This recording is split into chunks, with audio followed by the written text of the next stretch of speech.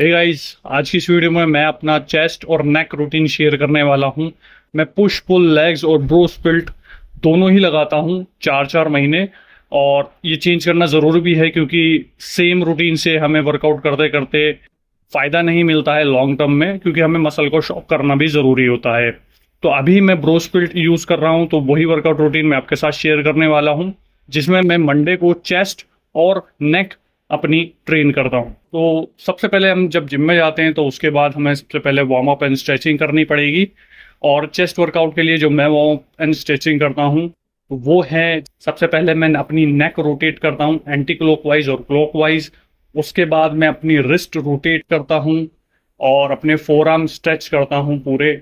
उसके बाद मैं शोल्डर रोटेट करता हूँ आगे पीछे दोनों साइड, और बटरफ्लाई पे लाइट वेट से बटरफ्लाई परफॉर्म करता हूँ, जिससे मेरी चेस्ट भी थोड़ी सी ओपन हो जाए। ये सब करने के बाद हम सीधे चलते हैं मेन एक्सरसाइज पे। मेन एक्सरसाइज, सबसे पहली एक्सरसाइज मंडे के दिन, जबकि हमारी बॉडी पूरी तरीके से रिकवर है क्योंकि संडे हम जिम नहीं आए हैं। और पहली एक्सरसाइज जो हम लेंगे वो एक कंपाउंड मूवमेंट है, जिसमें हमें ज्यादा एनर्जी परफॉर्म करने में बहुत ज्यादा अच्छे रिजल्ट मिलेंगे। वो है फ्लैट बेंच प्रेस। अब बेंच प्रेस फ्लैट यूज करनी है और बारबेल से लगानी है।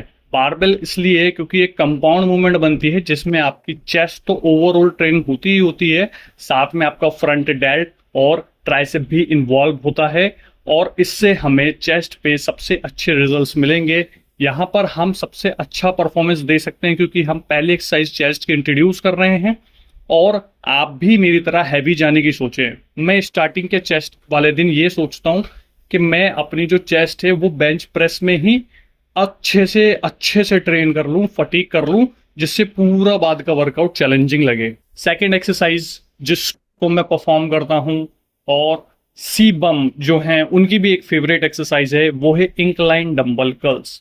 जी हाँ, अगर आपको अपर चेस्ट ट्रेन करनी है स्पेसिफिकली तो आपको इंक्लाइन बेंच प्रेस लगानी पड़ेगी। और मैंने डंबल का इस्तेमाल इसलिए किया इस बार, बारबल का नहीं किया, क्योंकि डंबल में हमें डंबल से एडजस्टमेंट करने में काफी अच्छा हो जाता है हर किसी इंडिविजुअल के लिए।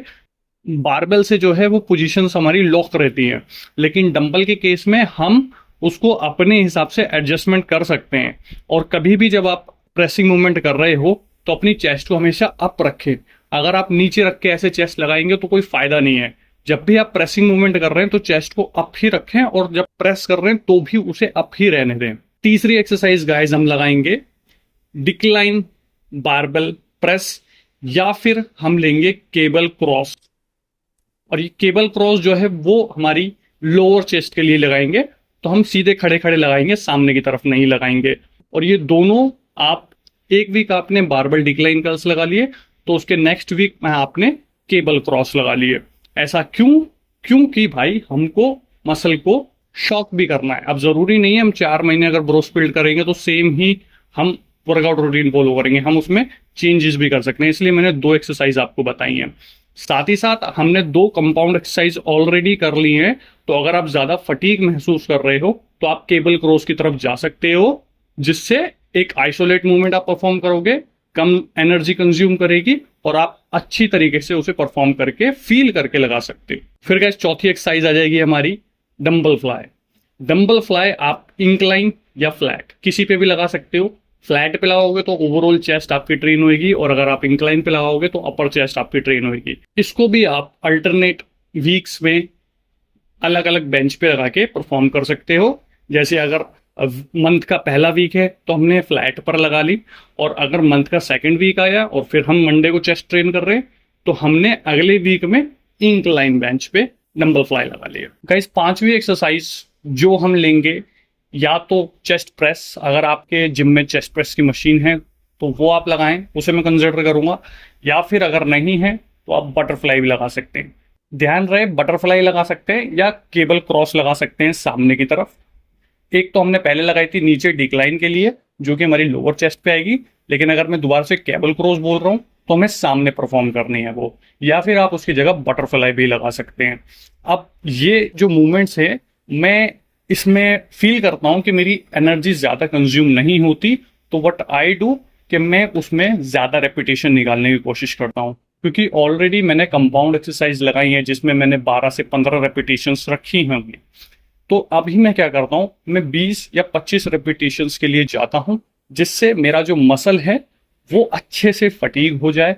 और क्योंकि बटरफ्लाई या फिर केबल क्रॉस या फिर हम बात करें चेस्ट प्रेस, वहां पर मैं अपना वेट जो है कम रखूंगा, तभी जो है मुझे ज्यादा रेपिटेशन निकालने का एनर्जी भी मिलेगा, परफॉर्म करने का सही मौका भी मिलेगा। और एक्सरसाइज को परफॉर्म करते वक्त मैं बहुत ही स्लो रेपिटेशंस लेता हूँ। सिक्स्थ एक्सरसाइज है पुल ओवर गाइज। और पुल ओवर बहुत ज्यादा लोगों को मैंने लगाते हुए देखी है, वो बेंच से सही से सपोर्ट ले नहीं पाते। तो व्हाट आई डू और what I suggest to beginners कि भाई आप जो फ्लैट बेंच होती है उस पर वैसे ही लेट जाओ जैसी वो है, और तब आप डंबल लेके उस पर पुल ओवर्स परफॉर्म करो, ठीक है। और अगर आप टेढ़ा लेट के उस पे, वर्टिकल लेट के उस पे जो है आप परफॉर्म करोगे तो आपके लेट्स इंगेज हो जाएंगे। लेकिन इंस्टेड ऑफ दिस अगर आप पूरी बेंच पे लेट के पुल ओवर परफॉर्म करोगे तो आप चेस्ट पर ज़्यादा अच्छा फील कर पाओगे। उसे बहुत ज़्यादा पीछे लेकर नहीं जाना है, सिर्फ चेस्ट की मूवमेंट तक ही उसे रखना है।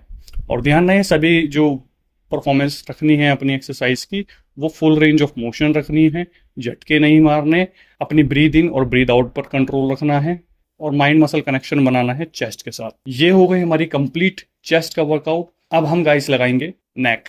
नेक के लिए सिर्फ एक ही एक्सरसाइज में बताऊंगा, नेक कर्ल्स। नेक मैंने भी अभी ही अपने वर्कआउट रूटीन में स्टार्ट किया है नेक को ट्रेन करना। मैं नेक कर्ल्स लगाता हूं, जिससे मेरी नेक का साइज बढ़ेगा, मसल जो है बनेगी। और कभी भी किसी भी स्टेज पर जब आप वर्कआउट करते हैं तो किसी भी मसल को नेग्लेक्ट ना करें, क्योंकि नेग्लेक्ट करोगे तो कहीं ना कहीं वो दूसरी से वीक दिखेगी, विच आई डोंट वांट कि आपके साथ वो चीज़ें हों। तो आप नेक को ट्रेन शुरुआत से ही करें। बाकी ये था गाइज मेरा आज का वर्कआउट रूटीन। मैं मिलता हूँ आपसे कल की वीडियो में, तब तक के लिए गुड बाय।